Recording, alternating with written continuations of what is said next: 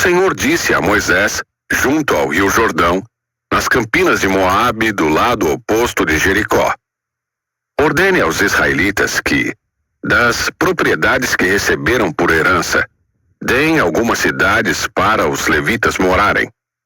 Entreguem também as pastagens ao redor delas. As cidades serão para a moradia dos levitas, e as terras ao redor servirão de pasto para seu gado, suas ovelhas e todos os seus animais. As pastagens reservadas para os levitas ao redor dessa cidade se estenderão em todas as direções por 450 metros a partir dos muros da cidade. Meçam 900 metros fora dos muros da cidade em todas as direções: leste, sul, oeste e norte, com a cidade no centro. Essa será a área de pastagem das cidades. 6 das cidades que vocês derem aos levitas serão cidades de refúgio, para onde uma pessoa que tiver matado alguém acidentalmente poderá fugir e ficar a salvo. Além disso, deem a eles 42 cidades. No total, vocês darão aos levitas 48 cidades, com as pastagens ao redor. As cidades virão da herança dos israelitas. As tribos maiores darão mais cidades aos levitas, enquanto as tribos menores darão menos cidades.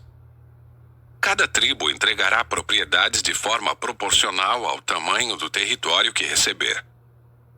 O Senhor disse a Moisés: dê as seguintes instruções ao povo de Israel.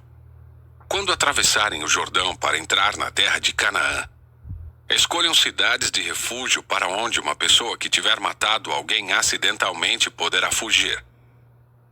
Essas cidades serão lugares de proteção contra os parentes da vítima que quiserem vingar sua morte. A pessoa que tirou a vida de alguém não será executada antes de ser julgada pela comunidade. Escolham para si 6 cidades de refúgio, 3 do lado leste do rio Jordão e 3 do lado oeste na terra de Canaã. Essas cidades servirão para proteger os israelitas, os estrangeiros que vivem entre vocês e os que estiverem de passagem. Qualquer um que matar alguém acidentalmente poderá fugir para lá. Se contudo alguém atacar uma pessoa e matá-la com um pedaço de ferro, é assassinato e o assassino deverá ser executado. Ou, se alguém com uma pedra na mão atacar e matar outra pessoa, é assassinato e o assassino deverá ser executado. Ou ainda, se alguém atacar outra pessoa e matá-la com um pedaço de madeira, é assassinato e o assassino deverá ser executado. O parente mais próximo da vítima é responsável pela execução do assassino. Quando o encontrar, o vingador deverá executar o assassino. Portanto, se alguém odeia outra pessoa e fica à espreita dela, e a empurra ou joga contra ela um objeto perigoso e ela morre, ou se alguém odeia outra pessoa e a fere com as mãos e ela morre, é assassinato. Nesses casos, o vingador deverá executar o assassino quando o encontrar. Se, contudo, alguém empurrar outra pessoa sem ter demonstrado anteriormente nenhuma hostilidade, ou jogar algo que acerte a pessoa acidentalmente, ou sem intenção deixar cair sobre ela uma pedra grande, embora não fossem inimigos, e a outra pessoa morrer, a comunidade usará as seguintes normas para julgar entre o acusado e o vingador, o parente mais próximo da vítima. A comunidade protegerá o acusado do vingador e cuidará para que ele chegue à cidade de refúgio para onde fugiu.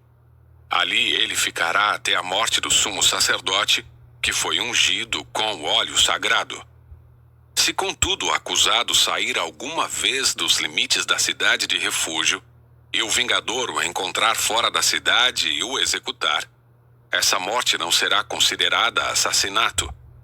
O acusado deveria ter ficado dentro da cidade de refúgio até a morte do sumo sacerdote. Depois da morte do sumo sacerdote, porém, o acusado poderá voltar à sua propriedade. Essas são as prescrições legais a serem cumpridas de geração em geração, onde quer que morarem. Todos os assassinos deverão ser executados, mas apenas se mais de uma testemunha apresentar provas. Ninguém será executado com base no depoimento de apenas uma testemunha. Jamais aceitem resgate pela vida de alguém que foi declarado culpado de assassinato e condenado à morte. Os assassinos deverão sempre ser executados. E jamais aceitem resgate de alguém que fugiu para uma cidade de refúgio, permitindo com isso que o acusado volte à sua propriedade antes da morte do sumo sacerdote. Essa medida garantirá que a terra em que vivem não seja contaminada, pois o assassinato contamina a terra. O único sacrifício que fará expiação pela terra em caso de assassinato é a execução do assassino. Não contaminem a terra onde habitam, pois eu mesmo habito ali. Eu sou o Senhor e habito entre o povo de Israel.